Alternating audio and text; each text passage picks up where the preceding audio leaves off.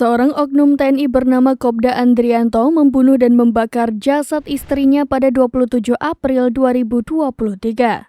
Dalam melancarkan aksinya, Kopda A dibantu selingkuhannya yang bernama Listiani Agustina. Kopda Andrianto telah menjalani persidangan di pengadilan militer. Sementara Listiani Agustina menjalani persidangan di Pengadilan Negeri Surabaya pada Senin 2 Oktober 2023 lalu.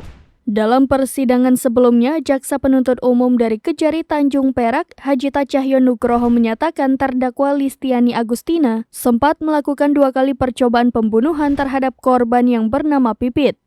Kemudian percobaan pembunuhan kedua dilakukan dengan cara memasukkan racun cair ke obat herbal.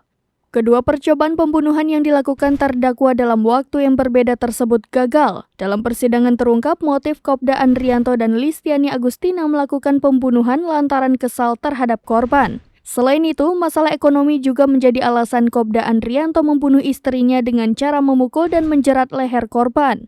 Kopda Andrianto kemudian memanggil selingkuhannya Listiani Agustina untuk menghilangkan jejak pembunuhan. Keduanya membawa jasad korban ke Desa Alang-Alang, Kecamatan Teragih, Kabupaten Bangkalan menggunakan mobil. Jasad korban kemudian dibuang dan dibakar di areal persawahan. Warga menemukan jasad korban keesokan harinya dalam keadaan penuh luka bakar.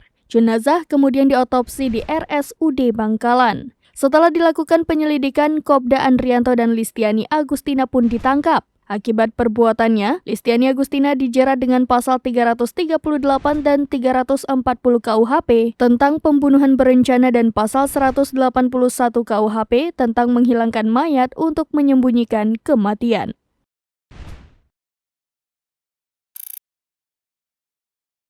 Download Tribun X sekarang, menghadirkan lokal menjadi Indonesia.